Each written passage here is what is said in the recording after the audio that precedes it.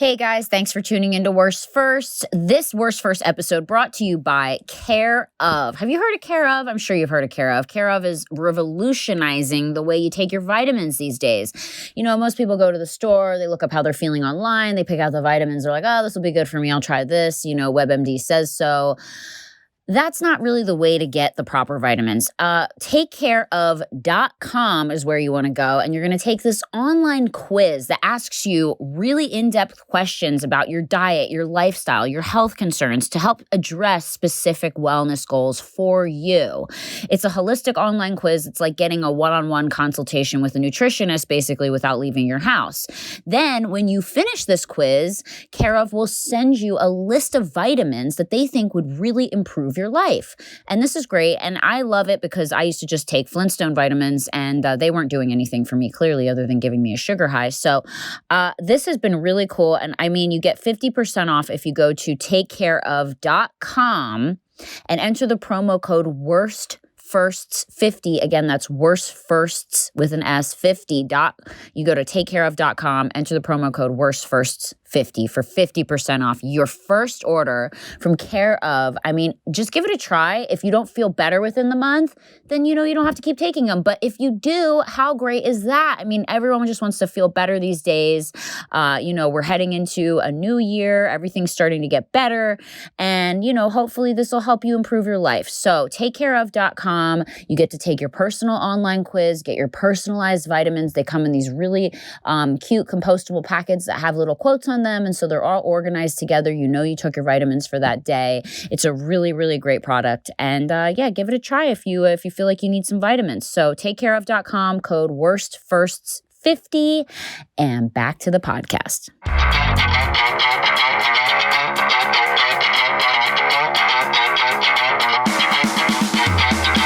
Hello, everyone, and welcome to another episode of Worst First. Yeah, it's a big audience here for you today. Love the people. Guys, my guest doesn't really need an introduction. He's the king of podcasts, Adam Carolla. So happy to have you here. Thank you, my queen. Yes, that's right. I did your podcast like a week ago. I know. I love it when you're on. I love coming on. I love talking about my anxious, neurotic personality on your podcast. Yes, I see the pool outside that you could easily dip yourself into and have all your anxieties wash away like a baptism. Guys, so I obviously everyone that listens to this podcast knows that I have a panic disorder, which I haven't had one in really long. So I'm doing well. The day is young. So Adam was like, you know, you should do, what's it called again? It's called your swimming pool when it's cold. Your swimming pool when it's cold plunging. Cold plunging. So yes. The secret is cold plunging, apparently, because it kind of resets your nervous system. I don't know that it's the secret to anything. What I do know is there's more and more science every year that it's good. It's good for your body, but it's good for your brain.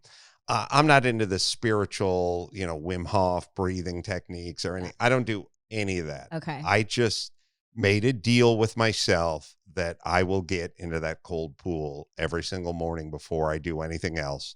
And first things first, you are awake, like when you get out. Like, you know, all those early calls, you're driving to the airport and you don't even remember the drive, or you keep thinking like, what did I forget? Because your brain's all scrambled. You get woken up like that, number one. Whoa. Probably has some physiological stuff, but it's more of just sort of like, I'm in control. This is uncomfortable. It's cold. It's rainy outside. I live in the foothills. It'll get down into the 30s at night. Ew. And I'm like, I'm in. And you do it every day? Every single day. I feel like you're going to live forever because I feel like it does something to your nervous system. Like, I feel like it resets you. I don't think there's any data to back up that claim, but I hope. I don't want to live forever because I feel like life has gotten, I mean, my life is fine, but I feel like our society has fallen apart like the last 2.5 years. Yeah, and scary. I don't know what we're going to be like in 50 years. Are you scared for your kids? Like when they're adults, what's the world going to be like? If I was a better parent, I would be scared for my kids. That's what I want to say. No, it's so interesting because I always felt like the cold plunge thing was such a hoo-ha rich people thing because you like go to a rich person's house and they're like, this is my cold plunge. And I didn't realize it was actually a thing, but I did it a couple times. I didn't go under. Do you go under? You gotta go. All right. Here's my key. Okay. First off, you need a plan. Like you can't be switching it up every week. Okay. Or every day. So here are the rules. Okay. You must do it before you begin whatever it is you're doing that day. Okay. Now, some days you could be putzing around your palatial estate and essentially have nothing to do before noon. Mm-hmm. Fine. You have nothing to do all day but go to the Whole Foods or the Sprouts down the hill, right? Okay. Before you go to the Whole Foods or the Sprouts, then you get in the pool. Other days, might have to catch that 7 a.m. flight out of LAX to New York. Well, now you have to get in at 5:15. Wow. Those are the rules. You must get in. You must swim to one side. I swim to the deep end. I go under. I touch the drain. I skim along the bottom, and I pop up on the shallow side. And then I'm done. It's 90 seconds, and I can get on with my day. So I was doing it, but I wasn't going under. And then I got a cold, and I was like, fuck this. I did it for like a week. Did it for a week. I'm such a wussy. And also, like, my hair is curly naturally, and having to straighten it every day. Ugh. Oh. Being a girl, it's like mental health, hair. Yeah.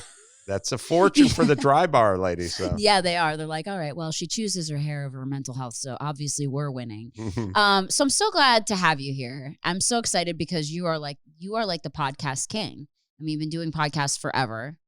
And over 12 years. That's insane. I can't daily. I can't even. I've never had a relationship that's lasted longer than that. So that's amazing. And I wanted to have you on because I want to hear some of your worsts. Because you said you have some worsts. You've been through some shit. I didn't prep for the show. That's okay. But there's plenty of bad. Yeah. In my life. Like, what's like the most? I mean, not to get dark, but what's like the most tragic thing that's ever happened to you? It's weird. My life has been fairly tragedy free. I have a very small extended family. Mm-hmm. Nobody knows each other or likes each other that much. So, oh my God. It's like I had my uncles die in Philadelphia, but I never met them, right? Because I was out in California and my dad never went back and forth and they never went back and forth. So that it's a death, but it doesn't really go down as a tragedy. I think my grandfather dying, I was very close to my grandfather. He was kind of the glue of the family. My family's a little chaotic and they don't really care about one another, kids, whatever. It's kind of poor and dumb and, bad parents. Uh-huh. But my grandfather like cooked and made me sandwiches and was a good dude. So I guess my grandfather dying would have been, in the tragedy department. Yeah. Do you care about death at all? Or are you just kind of like, it's going to happen one day. I'm not like worried about it. You don't think about it. You don't think it's a big deal. I don't think about it. I'm not fear-based at all.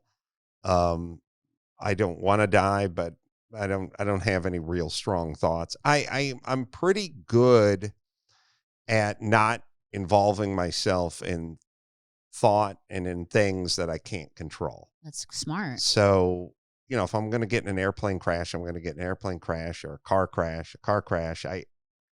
I don't spend a lot of time worrying, sort of fixating on stuff that I can't control, but I do spend considerable amount of time thinking about things I can control. Okay. So, but death I can't. So you're like, fuck that, not even going to think about it. Yeah, it would seem like oxymoronic to think about death while you're alive. Yeah, absolutely. That's such a good way to look at it. And no one lays on their deathbed and thinks, thank God I obsessed on this moment for my whole life. Me. Yeah. It's every day. What if I die? What if? It's the what ifs. That's the thing that you can't do is the what ifs, right? Like it's a kind of a narcissistic endeavor. Totally. If you think about it, like what happens when you die? I don't know. 10,000 people die every day in this country. It's like, well, I don't know. What about them? What do you think happens afterwards? Like, what is your viewpoint? Oh, I'm pretty much just in a nothingness kind of world. You think that's it? I do, But but there's no spirits, no thought. well, I don't. So it's another one of those subjects that falls under that heading of I would like to be reborn in, I would like to come back in the form of a Labrador puppy that you and Tommy adopted. That would be awesome. Best life ever, by Best the way. life. I can tell you guys love the shit out of your dogs. I could look up your skirt all day. It would be, and no one would be the wiser. I mean, it would be awesome, right? They have the best lives. I home cook their food. I'm like, I knew it. The dogs are out of the Wagyu. Let me go to the store and get them some A5 to. They're so spoiled. And I could do no wrong. Like I would come in, I'm like, I got to head inside. I got to take a shit. I could do no wrong. It's so true. You guys would love me unconditionally. Yeah. Teeny just shit on the floor this morning. No problemo. She was in doggy jail for 2 minutes and then she cried and I was like, don't cry. Yeah, I'll give you those eyes. Yeah, you that's give it. me right out of the crate. You'd want to come back as a Labrador Retriever. But not like in Mexico, like I want you and Tommy to, I don't want to be like the dog on the border. In Puerto Vallarta, I'm not even Puerto Vallarta. Tijuana. That's yeah, no, not the dog that walks sideways. That's missing a leg. Yeah, not that dog. No. Yeah. Your dog. I know. Yeah. But apparently I'm really into this stuff and I'm always reading about it. And there's this lady, Dolores Cannon, who I'm obsessed with. I don't know. Have you ever heard of her? Is she a specialist on the afterlife? She is. Do you think I would hear somebody? Exactly. Right. So you've never heard of her. But anyway, she has this really interesting theory that we do reincarnate, okay? Mm-hmm. And obviously we don't remember anything about the reincarnation because otherwise we wouldn't learn. And this whole life is a learning experience to enrich our souls. Have you ever seen the movie Defending Your Life by Albert Brooks? No. Is it so good? I know Albert Brooks is a great Well, director. you and I have a rich history of me begging you to do things and you ignoring my advice. Please watch this movie. Please do. I think it'll move you. What's it about? Defending your life. It's sort of like Dolores in the sense that what happens after you die. Yeah. And what happens after you die is you go to this sort of purgatory place, not fire and brimstone or anything, like a nice hotel. And then you review your life. She says this. And you see, have you been courageous? When were you a coward? Have you treated, Yeah. And it's essentially a trial, and you get your lawyer and the state, the government, the heavens have theirs. Wow. And they're basically saying, look at this person, and they're showing clips, clips of, the clip could be, you find a wallet, you look around, you open it up, you take the cash out and you throw it in the trash can or something and look over your shoulder and walk away. That would be on their reel. Mm-hmm. On your reel would be the time you chased the purse snatcher down the street, like that. And it's all fear-based. So, wow. And the people that are lived a fear-based life end up going back to earth with no memory of it. But unlike Dolores, the people that led the exemplary life move on. No, she says that. You get to go to heaven. Your soul if your soul is enriched enough, she said this. Maybe she watched this movie. She started saying it after 1991. That means she watched that movie. That's insane. I didn't even think about that. I'll have to look when she wrote her first book. But yeah, so she says the same thing, that if you did more bad than good or whatever, were found to be more, like you had more lessons you needed to learn, then you go back and you keep going back. And she says there's no hell. So like when people can kill someone or do the most horrible shit, you don't go to hell. You just have to come back and relive this and keep going and going and going. And the more horrible things you do, the more times you have to come back. And this is essentially like the worst part.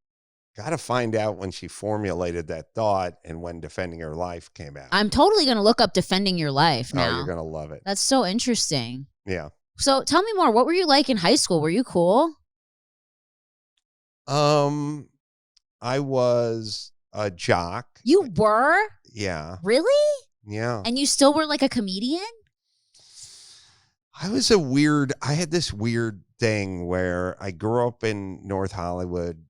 My parents were poor, and they were really bad parents. They just didn't care about their kids, and we just kind of did what we did, and they didn't take care of us or, do whatever it is parents are supposed to do. Right.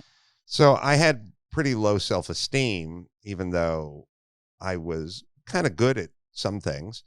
And I was a good athlete. I was good at football, just sort of naturally. When I was a kid, I just was better than the other kids at football. And sometimes kind of the way sports works, if you ever have you ever watch like kids sports, you'll when they're 9 or 10, you'll just see like one or two kids that are like a little faster, a little more aggressive, like a little better, and the other ones are kind of bumping into each other. Yeah.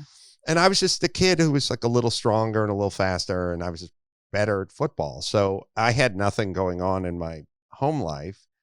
And so I just sort of got obsessed with football. So I was like, it was basically like, you're good at one thing. I was a horrible student. I didn't learn to read or write. I was very embarrassed. I was really a bad student. And then people think, oh, you're a smart guy. Why were you a bad student? Just trust me, bad. Did you have a learning disability?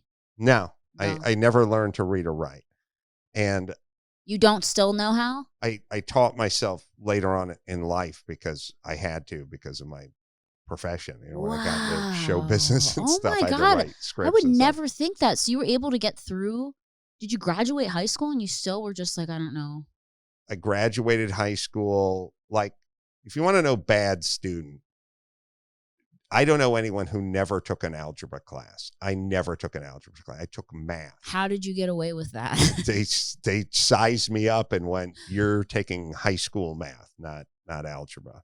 I failed biology. I failed driver's ed. Like, I graduated. I think I just looked it up the other day. Out of a graduating class of like 550, I was 498 or something. I was basically 500 out of 550. Oh my God. And believe me, 25 or 30 of those kids moved out of state or died or OD'd or something. Like, I was literally in the top, literally out of lowest 25 students at North Hollywood High out of 550. That was my graduating. But you were great at football. I was very great at football when I was a kid. Then it was hard after sort of puberty kicked in and I didn't really come into my own, and the competition got a lot stiffer. And then I sort of outworked everybody and made myself kind of great at the end, like enough to get some scholarships offers. Well, that's great that you got scholarship offers. They're like, well, he doesn't know how to read or write, but he can fucking throw a football. Yeah. That's all America cares about. It is, yeah. So did you go to college? No. So how did you end up, you started doing stand-up? Right? Well, I got out of high school. It was a very bad economy and there were no jobs to be had. And my family doesn't have any business or do anything or take care of anybody or something. So I've just kind of wandered around supermarkets, liquor stores, went to the fire station, tried to sign up to be a fireman. Like, I literally just walked around my neighborhood, like, looking. Are you serious? For jobs. There were no jobs. And I got a call. I was living in my garage at my dad's house in North Hollywood. And I got a call one night from a friend of mine named John, and he had gotten on to a very small construction crew, and they're remodeling a house in Silver Lake. Mm-hmm.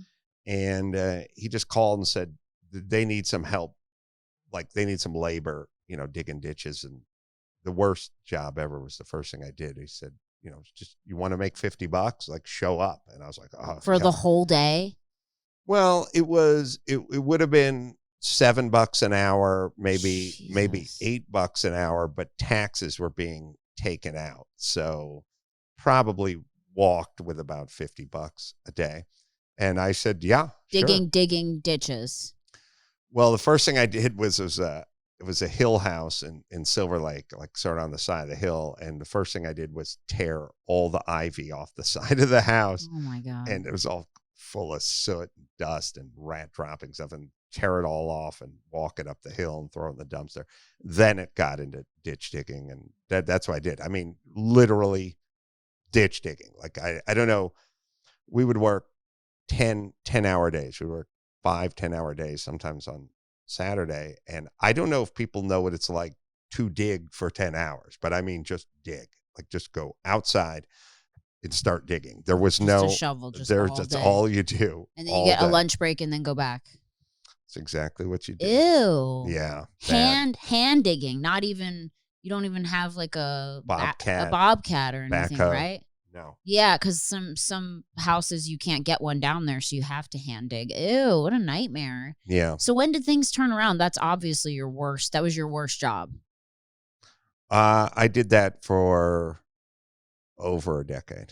Stop. Yeah. You did construction for 10 years? Over 10 years. And then when did everything happen for you? Well, I was digging and, moving drywall and cleaning up garbage, and it was dirty and it was hot and it didn't pay anything. And I was like, ugh, screw this. Like, this is the worst. Yeah, it was the worst. But I was like, well, what choices do you have? You have no jobs. You have no skills. You can barely read or write. You know no one anywhere. Some uncle that owns a car dealership or something, unless you wash cars or something. Jesus. So I was like, well, here you are. I mean, this is it. So you can't quit because your stepmom wants to leave the garage. You got to get an apartment, and you can't quit, and there's no other jobs, and you have no training or skills, and you're not going to college.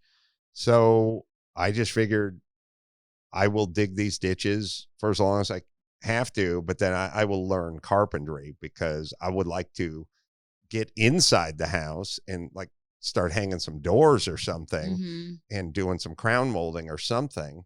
And also I can get from, $7-8 an hour to, $12 an hour if I'm an apprentice carpenter, or $10 an hour or something, whatever.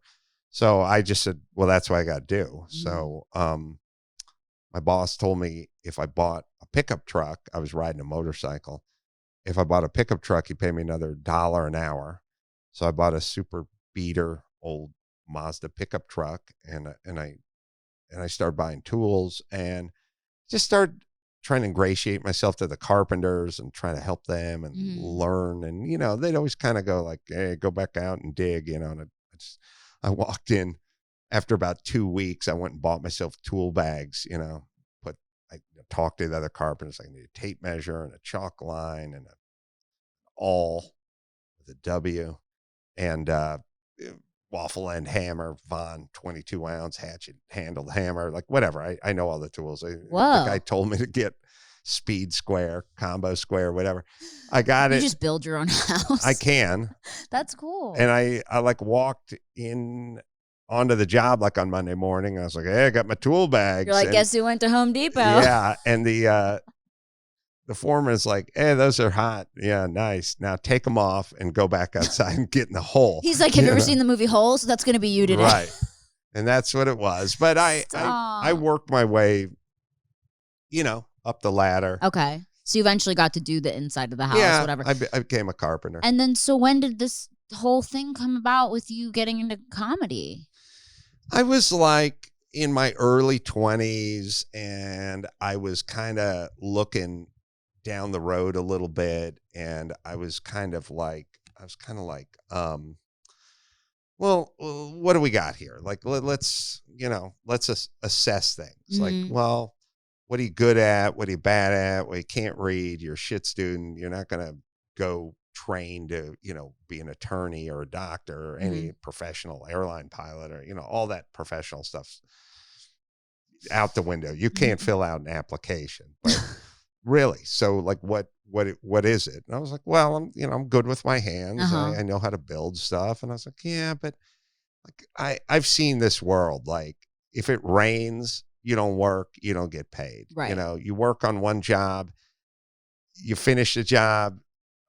Is there another job? It's not really like having a job. You're kind of nomadic. You have to just travel around from house to house. You get your tools ripped off. You go to the bathroom in a porta potty. You drink out a hose. You sit on drywall. You eat on you don't sit in air conditioning. There's no food. There's no anything. So you really freaking went through it. Like this is.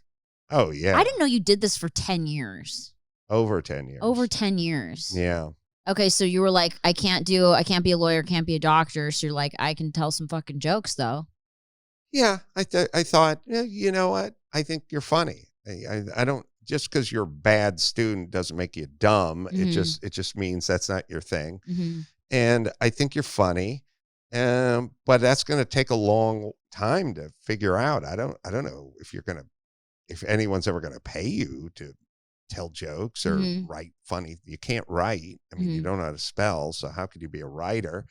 You're not really, I never saw myself as like sitcom material Mhm. or network, whatever. And I was just like, all right. So I don't know what it means. I do think I have a sense of humor. So I should start doing something to try to educate myself or to get my skill set up or to learn the craft Mm-hmm. of it while I'm simultaneously feeding myself and housing myself by being a carpenter. Mm-hmm. And I was like, it's probably going to take a while, but I'll do it. Mm-hmm. And I kind of set a loose goal, even though I don't normally give myself sort of hard goals, but I was like, I remember when I was thinking about this, I was in my apartment in North Hollywood with, my 1 bedroom with my 2 roommates, like sleeping on a futon with my roommate and everything. And I was just like, yeah, you're, I don't know, 22. And I was like, well, by the time you're 30, maybe you could be doing something at 30, Mhm. in the field, something. Mhm. And then not a famous whatever, hosting of this or, making buku bucks. It's just like working with people, something creative. Mhm. Maybe you work with an ad firm and you're just coming up with funny slogans or something like that. But there would be a bathroom and a lunchroom and, be kind of normal. Like you could Yeah. get health insurance and Mhm. you could get a week's paid vacation. Construction, there's no paid anything. There's no Mhm. paid vacation. There's no sick days. Unless you're in a union, but I wasn't. So it's Mhm. like you could go play pickup basketball game in the park on a Sunday, roll your ankle, not come in Monday morning. And that's it. They You know, replace you. like I was a good enough carpenter and worker and stuff that I Mhm. was sought after a little bit, Mhm. but you wouldn't get paid. Yeah. Like, and you didn't even have to phone in. Like there Mhm. wasn't a phone. It wasn't like, hey, I'm not gonna make it today. They're like, yeah, No, whatever. it was just like, Yeah. You you just don't, show you up or you didn't, don't. you didn't come in on Monday. You didn't come in on Monday. You don't get Right. paid for Monday. That's the way it worked. It was very sort of utilitarian or something. Like it was like working construction that way is like, would have been like how jobs were 200 years ago. Yeah. Like you get no breaks, no perks, no points, no insurance, no vacations. You show up. If you show up and you have to leave at noon because you have to see the doctor or just whatever, it's fine. You just get paid till noon. Till You don't noon, get paid yeah. for that day. Yeah. So I was just like, this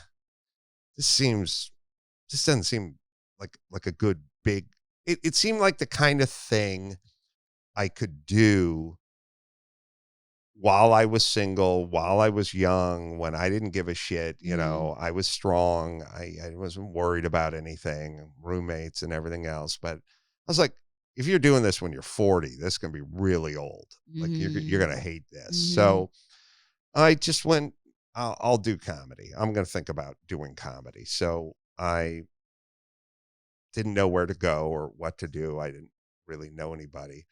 And I talked to a friend of mine who's like, the dad did something creative and the mom did something creative.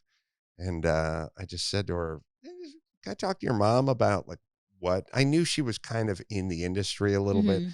And she was like, well, why don't you take a groundlings class? Groundlings. And I was like, oh, what's that? It's like a troupe, like an Mhm. improv troupe where you make stuff up and, you go off the top of your head. And I was like, oh yeah, doesn't involve reading, it's like, no, you just make shit up. And I was like, oh, that sounds pretty good. I think I could do that. Mhm. And I went down to the Groundlings and like watched a show, Mhm. and I was like, oh, look, this is so It's fun. cool. Yeah, Yeah. I never thought about being around these kind of people. But was it expensive back then? Because when I went to do it in like 2005, it was like $400 a month. And I was like, dude, that's like half my rent. Like I couldn't do it. I couldn't afford it. Yeah, it was the same. It's always expensive. So fucking expensive. Like all my friends were in Groundlings, UCB, like all that stuff, Second City. And I wanted to so badly, but I was so poor. Well, here's the thing. So what did you do? Well, first things first, when you're poor, everything's expensive. It's true. So, a burrito is super expensive. I stole. Did you ever steal? Oh, when I was a kid, I yeah. stole everything. Yeah. I was like, no, seriously, like when I was digging ditches and I was getting $7 an hour and they were taking taxes out. Fuck that. And like someone would go on a lunch run and I'd order a burrito. There goes half your fucking. It was 1 hour of digging work ditches for a fucking burrito. burrito. Yeah. Right. So Like everything was super expensive. yeah. So, yeah, I didn't have the money, but it was like, $275 for, 12 classes or whatever. And I just got it together. Smart. Invested in yourself. I did. That is a good thing to do. And that's one thing I never really did. I never really because to me, it was like $400 a month at the time. Right. And I was like, ooh, it's expensive. And I just never invested in myself. And I do kind of regret that. I do think that is something I should have done. So that's smart. You did that. So then you did Groundlings. Fell in love with it. Started meeting people Yeah. that like went to college and had a sense of humor. Yeah. I knew algebra. Had a big. Do you know algebra? They never came up, but they had like big vocabularies and Yeah. they would say things. And I was like, oh, I'd have to go look up that word and stuff like that. Wow. So I did that and I would do a couple of open mics and it's like, it didn't really feel right. And I was just kind of going about my way. Like if a class opened up or a group opened up or anything, I would just be there.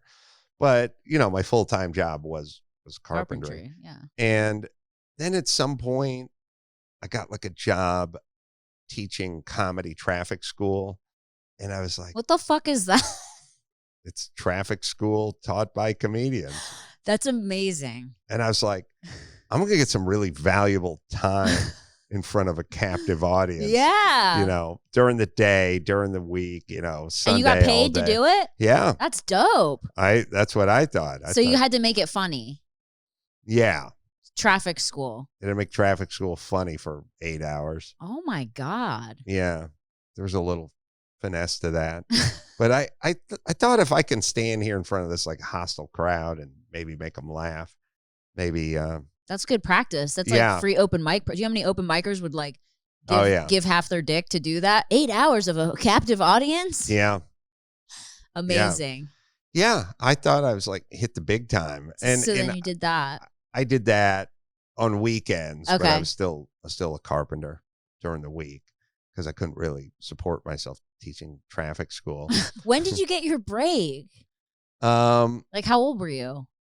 Well, I was coming up on my 30th birthday. That's amazing. I didn't know that. And I made myself kind of the promise that I would be doing something by the time I was 30. Uh-huh.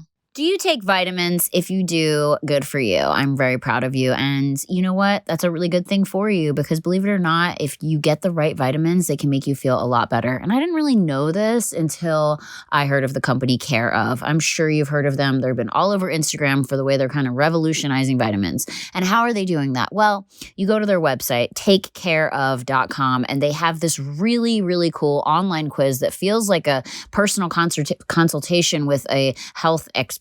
And they ask you all these questions about your diet, your lifestyle, your health concerns, and your wellness goals. And basically, I was on there being like, okay, I'm tired all the time. I feel exhausted. I'm moody. I'm a psycho. Like, what can you do to help me? I get a lot of UTIs.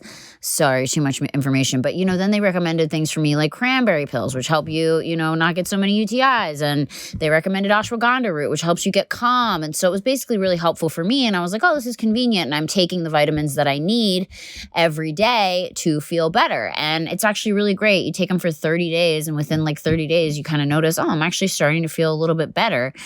What do you get out of this? By listening to this podcast, you get 50% off your first order. So if you go to takecareof.com and enter the promo code WORSTFirsts50, you get 50% off of your Care of order.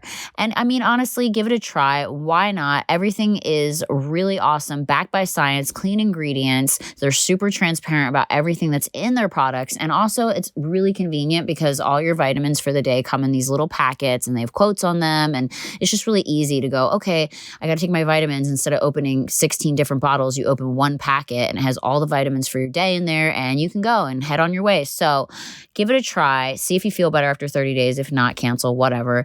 But you get 50% off to give it a try. So takecareof.com, enter the promo code WORSTFirsts50 and get y'all 50% off today. I always loved radio because I would listen to talk radio all the time. And when I was on a construction site, construction sites are like, I always say construction sites are 15 Mexicans and 3 white dudes named Mike. And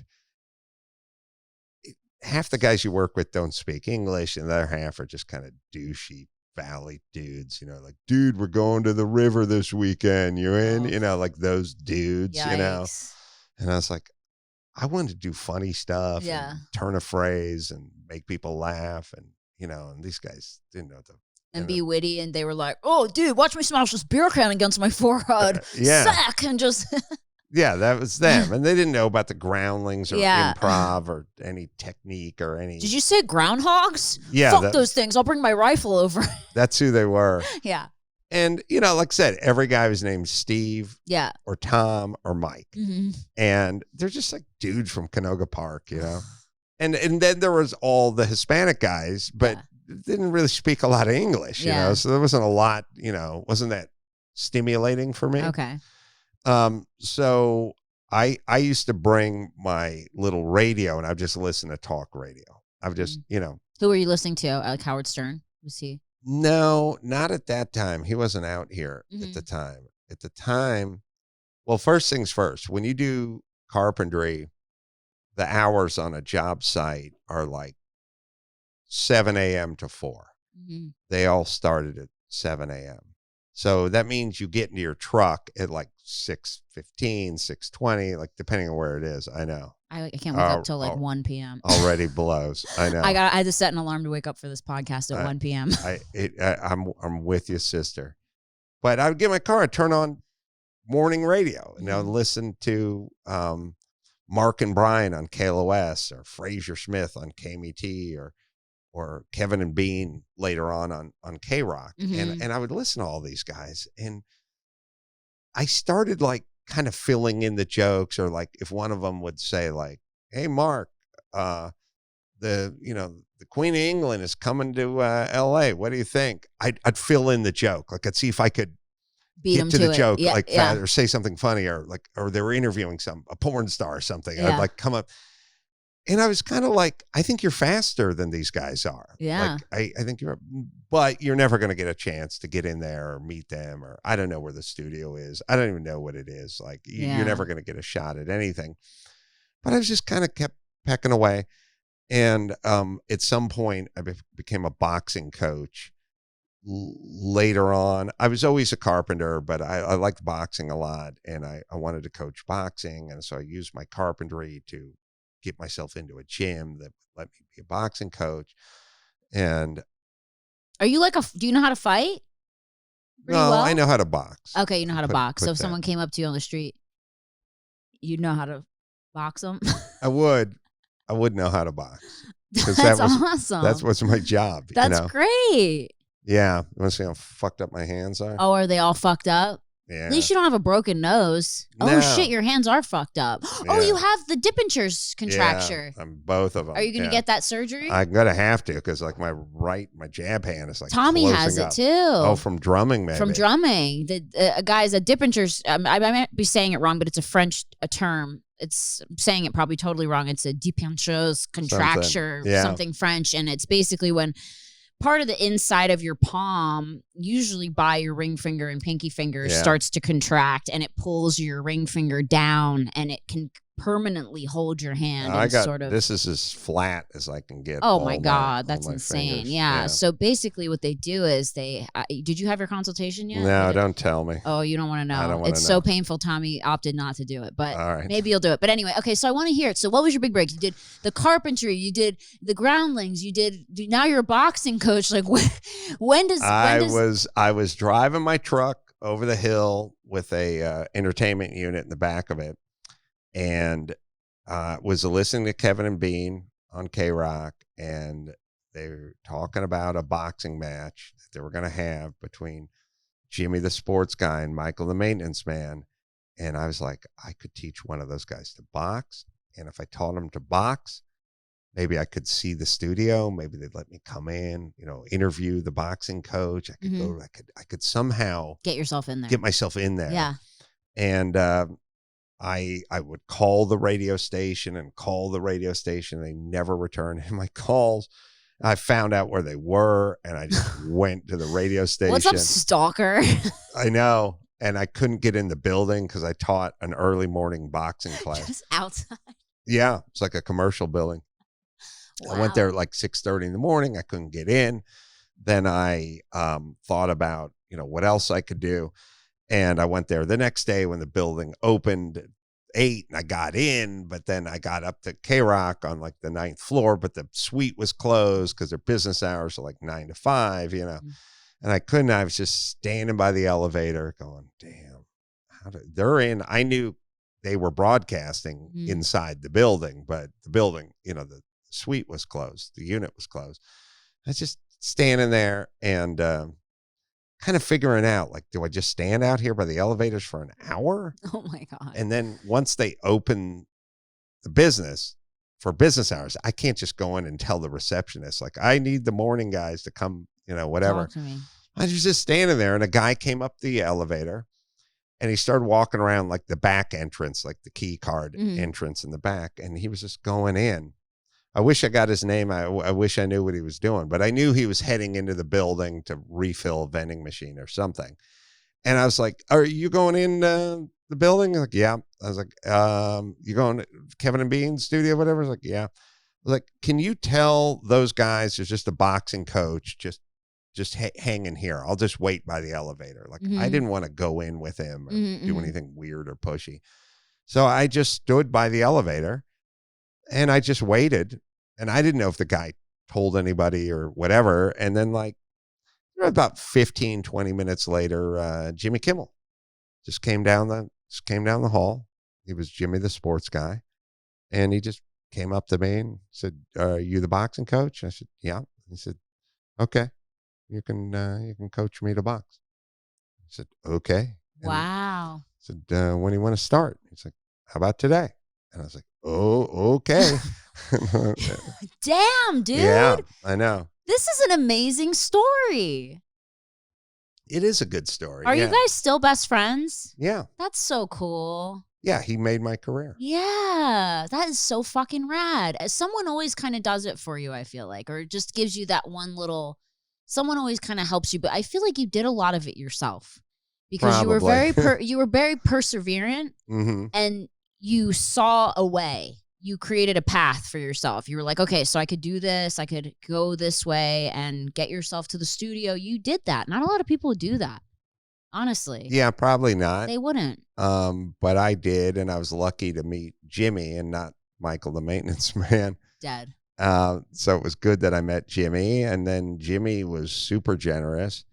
And once I kind of explained to him like what I did, and and he worked really hard to get me on the radio, but he didn't really run the place or Right. have a whole lot of He juice just had at a the segment. time. Yeah. Yeah, so they weren't necessarily going to listen to him. Right. But we worked, I worked, and then we've got me onto the radio. And then you guys created the Man Show together, right?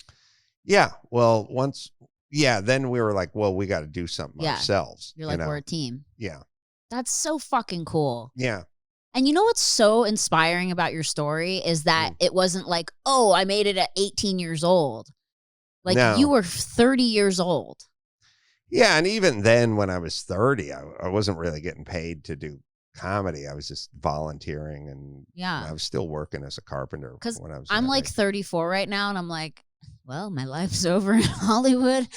Oh no, as I know it, and I'm like, there's no, and I sit here and I'm like, oh man, 34 in Hollywood as a female, I might as well be Jessica Lange. Like I'm like, I just feel like, you know what I mean? Like it just feels.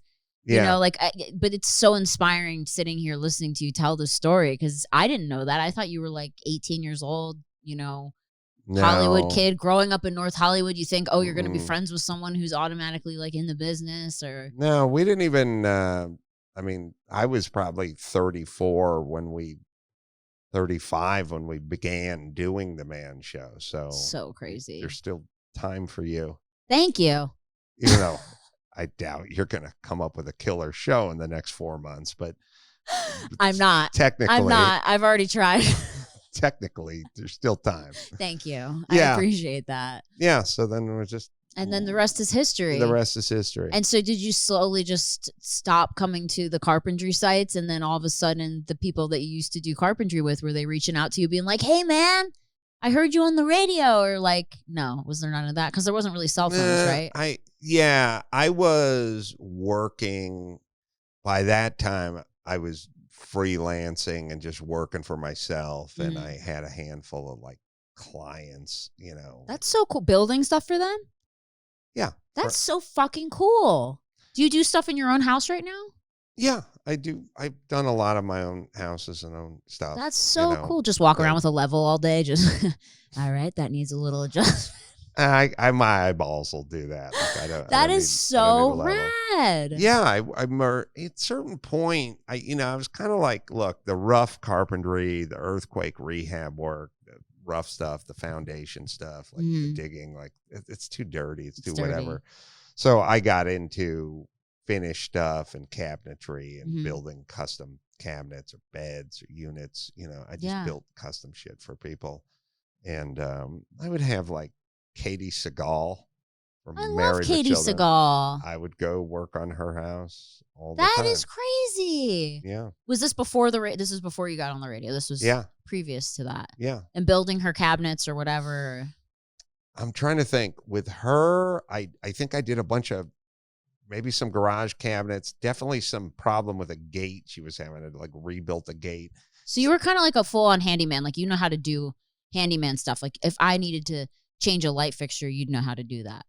Or no? I wasn't like repair the toaster oven guy. I was more like swing the doors, build the fences, build the gates, build cabinetry.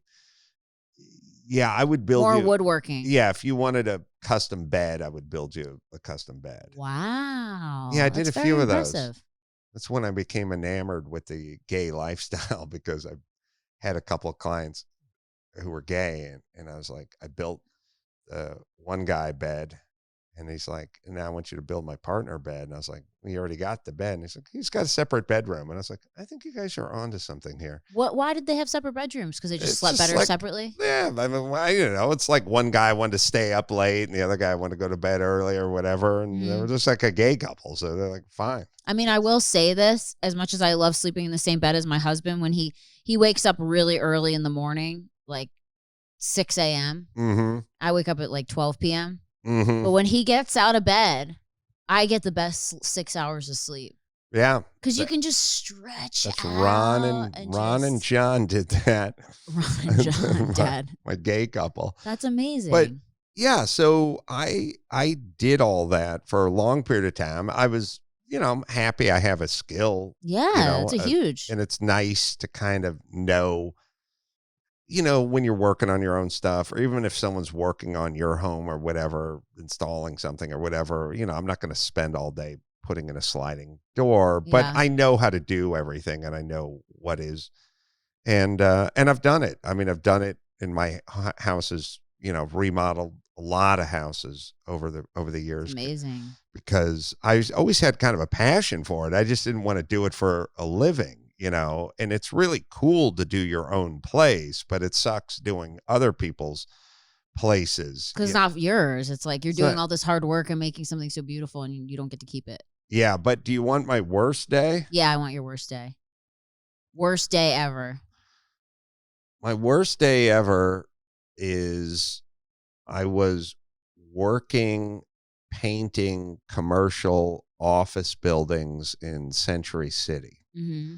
Was one of those jobs I got, I think, right before I got my construction job, where would you like to make $7-8 an hour just painting the inside of attorneys' offices on like the 22nd floor of the tower in Century City or whatever. Mm-hmm.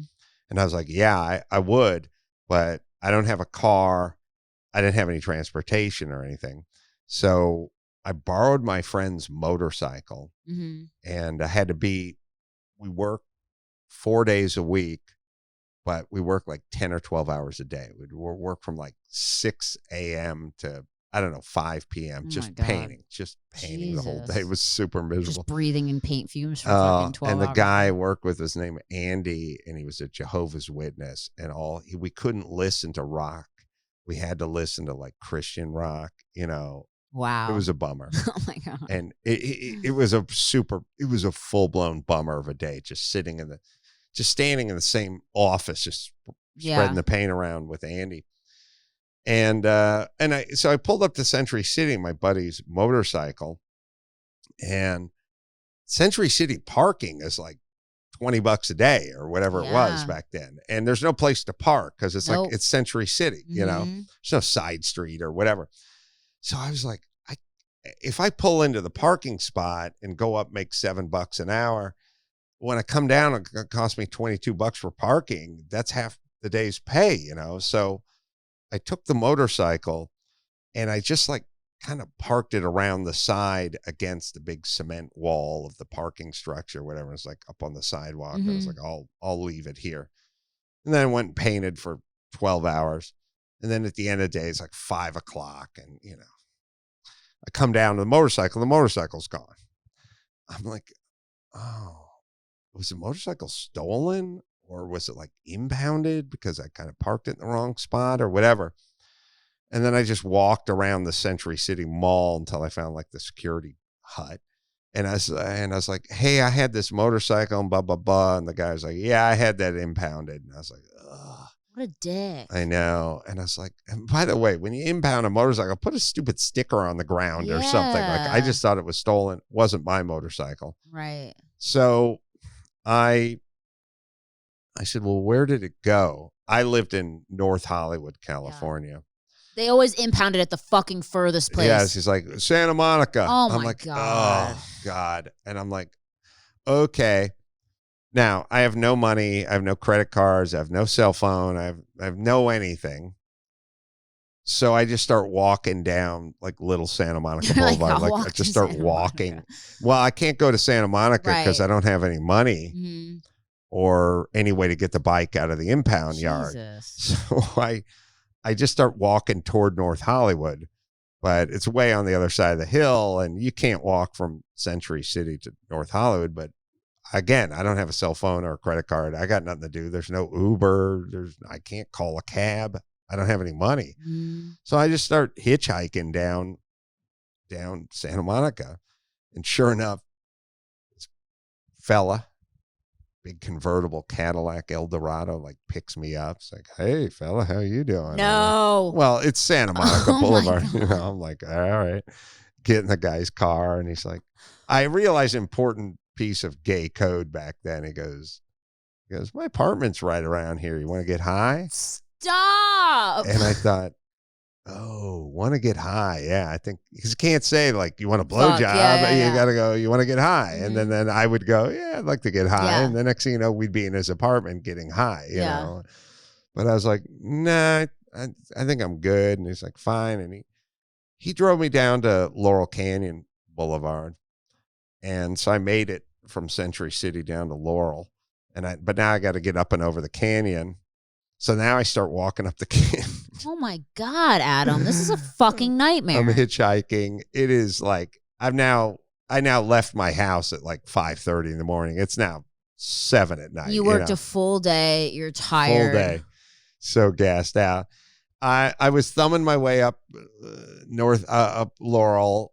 Ended up a piece of good news. Some girl I went to high school with saw me named Stacy and like picked me up in her Toyota and drove me back down, over the hill, maybe even to my house. So that was pretty good. Wow. But now I got back to my house and it was like 8:00 at night and the impound yard had my buddy's motorcycle and the motorcycle was going to cost like $65 to get out of the impound yard. Oh, I thought you were going to say like 300.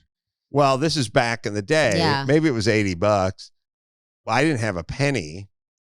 And I had no way to get from North Hollywood to the impound yard because the motorcycle I borrowed was impounded. Mm. So I borrowed $80 from somebody, which of course meant that the entire day's work would just go into the motorcycle. God. And then I got a ride to the impound yard at like 9 at night. Uh-huh. And then I had to ride the goddamn motorcycle home from Santa Monica back to North Hollywood, which ended up being 10 o'clock at night.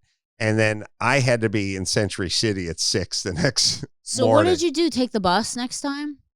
No, oh God, that is a damn good question. I cannot remember how I got there the next time. It would take you 7 hours to take a bus from North Hollywood to Century City. Dude, this is a fucking nightmare. Ugh. That sounds like the worst day ever. It certainly, it was super long, had a bunch of work in it, a bunch of walking and hitchhiking, a bunch of service because I was like, oh, it's your buddy's motorcycle. Yeah. Like, what if it's fucked up? And he let you use it. He let me use it. You got it impounded. Mixed with this, if you would have paid $20 for parking, you would never be in this position right now. Yeah. Mixed with that guy who got that motorcycle towed. Like, I want to kill shit. Right. I would have straight up made that guy feel so bad. I've been like, do you know how hard I just fucking worked for $2 an hour, motherfucker? I Like, never did damn. any of that. I was just like, the bike's gone. He did it. Thank you. And you didn't. Walking. You could never call your parents to help you. No, they wouldn't. Why? What did they do? They had established a kind of a relationship, which is don't ask us for anything. Both of your parents, your mom and your dad. Yeah, that was kind of the deal. And we knew it, me and my sister, at a young age.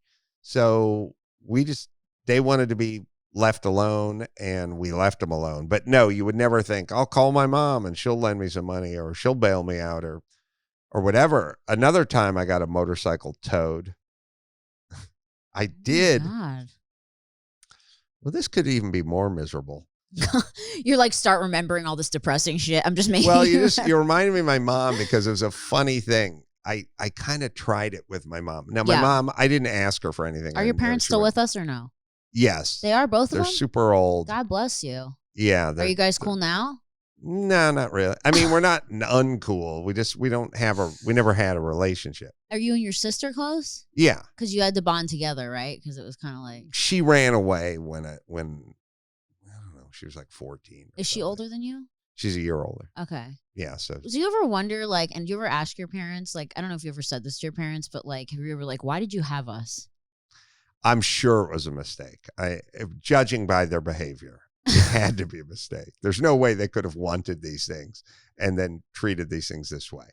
But so glad you're here, though. Yeah, See? me too. Oh, yeah, I'm fine for everything. Are you fine? Yeah.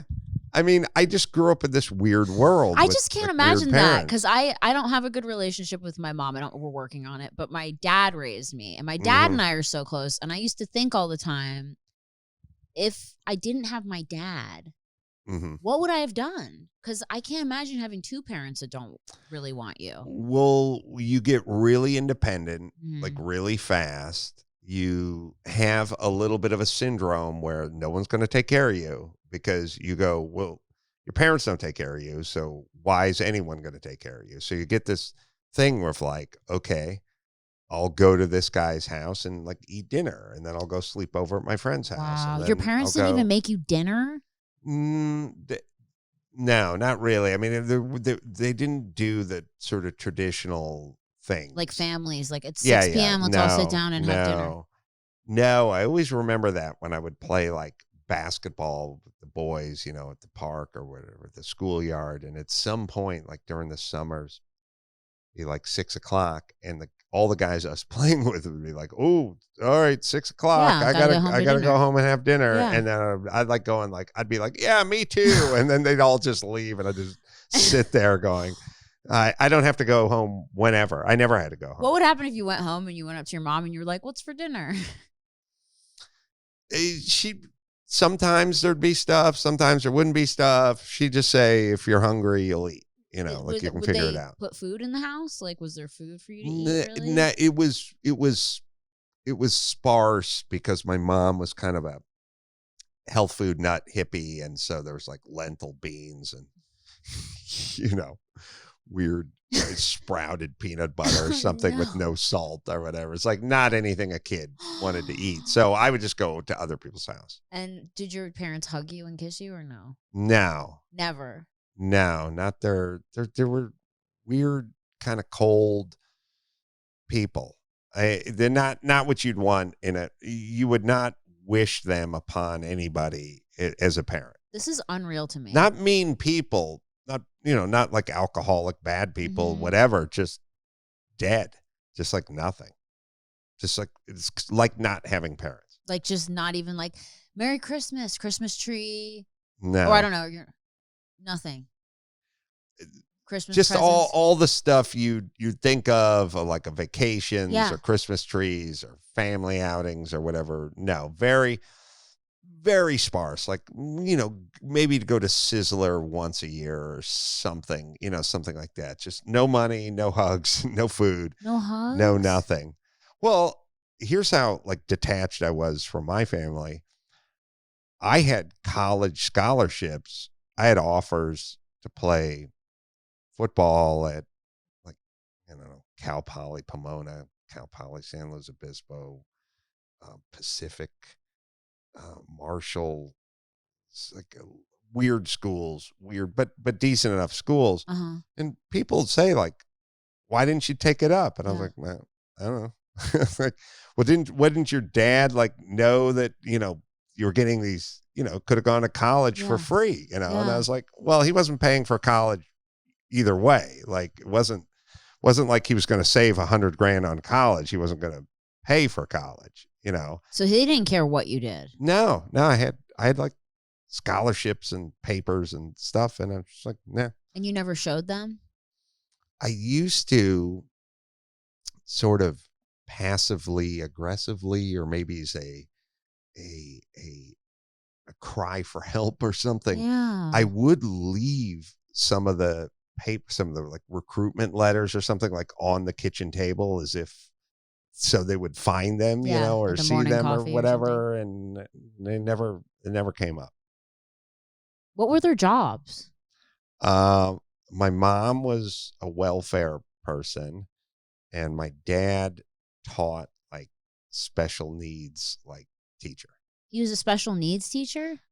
Kind of basically, yeah. Don't you kind of have to have like compassion to do that, to work with like special needs kids? I don't know. They weren't, like I said, they weren't bad people. They were just bad parents, That sucks. Yeah, it sucked. How are you not so depressed? Like, I would be so depressed. I was like, I just got independent like really fast. Wow. Like I just got kind of resourceful and independent. I was just like, well, you want food? and there's not much here. So your buddy Chris, his mom is making pork chops tonight. Like, go to Chris's house. Wow. And and your house doesn't have air conditioning and it's hotter than balls, but Ray's house has air conditioning. Go to Ray's house, and that I would just do that. I would just float around. Did you ever go over these people's houses and get bummed because you were like, oh, their moms like are so cool making apple pie and stuff like that, or snacks and whatever? My friends had led a pretty modest life, with their own share of family problems, Right. but the mom would make dinner and yeah, like I would go to some kid's house from my football team, and they have like a nice house and there was like food in the pantry, and like I remember very clearly like just staring at the mantelpiece, and like the family they took one of those ski vacation pictures where they're on top of the mountain and everyone's got their arms and like skis and stuff. And I'm like, oh, where would you get skis? Yeah, what's that like? How do you even get there?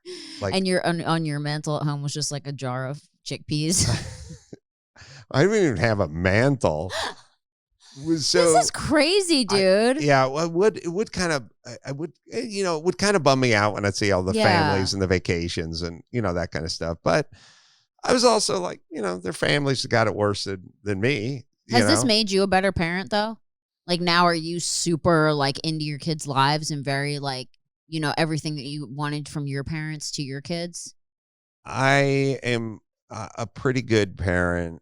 I am very much, my parents were a full-blown bummer. Mm-hmm. Everything was like, we have no money, and and they were always sort of sulking around the house, and there weren't hugs, and they were never like silly or fun or loving or whatever. Yeah. And so I am intentionally kind of playful with my kids and fun. Awesome. And just stuff like I wanted a dog so badly, like when I was a kid, but we couldn't get it.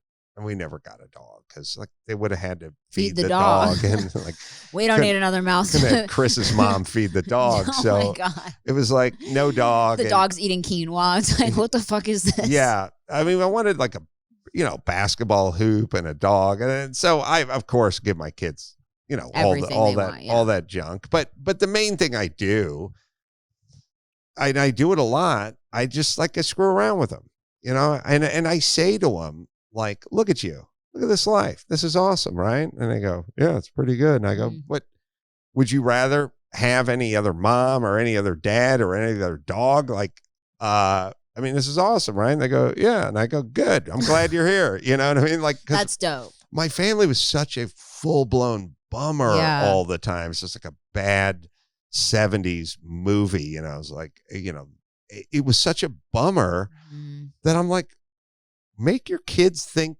you're glad they're here. Yeah, make them feel wanted. And don't and also you got your problems, you got your trials and tribulations. Don't throw it on the kids. Like my parents were like, oh God, can't pay the mortgage. Well, we didn't have a mortgage because we didn't have a house or an apartment. We just lived in this second ramshackle shotgun shack that my grandmother owned and let us flop in it. My mom just laid on her bed the whole thing. Oh my God. It was like, ugh. Yikes. It was bad. Did you have a bedroom? I slept on a porch. Like a closed in porch? Yeah, we had a service porch. It was really little. Oh my God. The problem with sleeping on the porch is the hot water heater was on the porch and the washing machine. I slept in the same room that we didn't have a clothes dryer because I was considered exotic, but my room was the porch with the washing machine and the water heater. Oh, and the meter, the house meter. Oh, yeah. The guy who read the meter would have to come into my room while you're sleeping. No.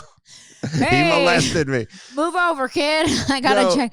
Yeah, it was like weird Green Acre stuff. You were just in the you were just in the everything room. I had a door in the back, was like the back door. It was to my room, and the meter guy would just bang on the door and let the guy in. He'd walk in your bedroom. Imagine walking in your bedroom and like moving clothes that were hanging.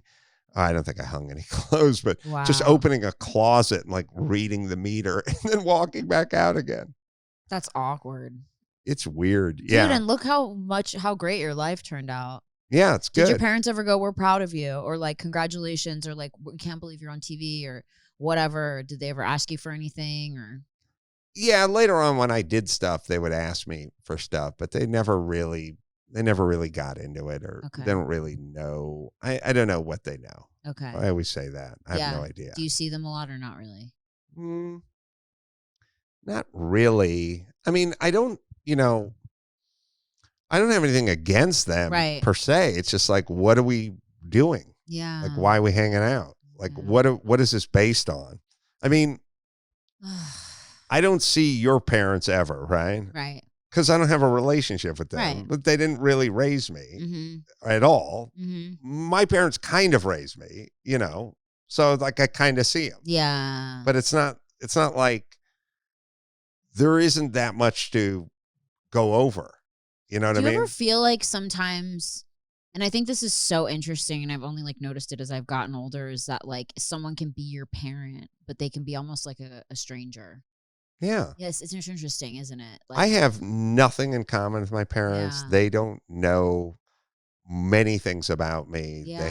We have no common interest. Yeah. And they don't have any interest, and I don't have any interest in them. Like, it's just purely a biological procedure. And then you kind of make your own family in life. Oh, with yeah. your friends and your wife or your husband, and that's your family. You make your family. You kind of choose your family. My friends, I counted on mightily, because I was like, oh boy, there's nothing to eat at your house. There's nothing to do at your house. You want to hang and no laugh. one ever wanted to come over your house. Nobody wanted to come to my house. Like, nobody. And you guys want to go look at the meter? Yeah, come into my room, read the meter. No, and also like I wanted to laugh. Yeah. I want to tell stories. My family, you can't talk to them. They don't laugh. If you tried to like tell a joke, they were just like, no, they don't. They have no sense of humor, and they have no. And so I was like, I like cars. I like stuff. I like tools. And I would just go to their house, and I would use their garages, because like their dads had tools and stuff, and I'd fix my bike and stuff. But I would just do everything at everyone else's house. Yeah. And then that was my family, like my friends. And then you get older, and it's kind of weird, because your parents are kind of like, hey, what about it? You know what I mean? Like, why don't you visit more? And it's kind of like, well, what are we talking about? Yeah. And then people kind of go, well, you should just do it anyway. And I'm kind of like, but why?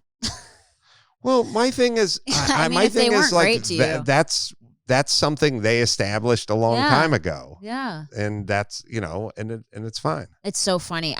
Like I said, I'm so close with my dad, and we talk every day, and my mom and I are working on our relationship. But it's so interesting to me, because I have so many friends that are similar to you, where one of their parents was just kind of like want nothing to do with their kids. And then they get older, and they're like, well, you don't care about me. And it's like, well, you didn't care about me when I was younger. So what's the, It's earned, man. Yeah, you set the tone, right? Well, honestly, like I think to myself all the time, like if my kids, when they became adults, if they thought of me like I think of my parents, I would fucking kill myself. I know. That's so sad. I they mean, definitely don't think that way of you, and they definitely won't. If they do, it'll be on them, because I will be able to provide everything. Countless receipts and photographs and. God, what about this trip? Like, what about this see basketball this lanyard? Yeah. That's the time we went backstage at the Acoustic Christmas or whatever the hell. Yeah, exactly. Right. Yeah. Yes. Aw, dude, I've loved having you here. Yeah, this was such a great talk. We went over an hour. Wow. You're so amazing. I'm so glad to know your story. This is your true real life story. This is coming out in 3 weeks. I'm going to go jump in your bed and I'm going to put the comforter over me, and I'm going to wait for Tommy to come back from golfing. Dead. He'd be like, what the fuck? And I'm just going to wait. And look, if he doesn't go to bed until later, or he doesn't go in the bedroom at all, I'm so dead. I'm just going to lay there until he comes back. And then I'm going to surprise him when he comes in. Okay. Just here for hours. Maybe he doesn't come back till no, tomorrow. maybe he comes back and wants to take a shower. Oh my in which case God. I would surprise him then. But if he wants to do his cooking and, watch his shows and then come in, several hours, I will just be there. Dead. Just be laying there. Hilarious. Have the blanket over my head. You don't want to go in our bed. I will. I'm fine. You might need a shot after you get I out. slept on a service porch, and then my next room was a garage, and my other room was an attic. So I can make. I'll make it. Dead. Oh my God, I've loved having you here. Okay, so you're on tour right now. Where can everyone go see you? Oh, you go to AdamCarolla.com. AdamCarolla.com. You'll find all the information. You know, he has his podcast. He's touring. Follow him on Instagram. Give him that Instagram love. If anyone's, related to this podcast, go let him know you're related. Leave a nice comment. Give him the hugs he didn't get as a kid. Yeah. Dead. Virtual hugs. Virtual hugs. I love it. And guys, thank you so much for tuning in. I will see all of you next week, hopefully, on another episode of Worst First.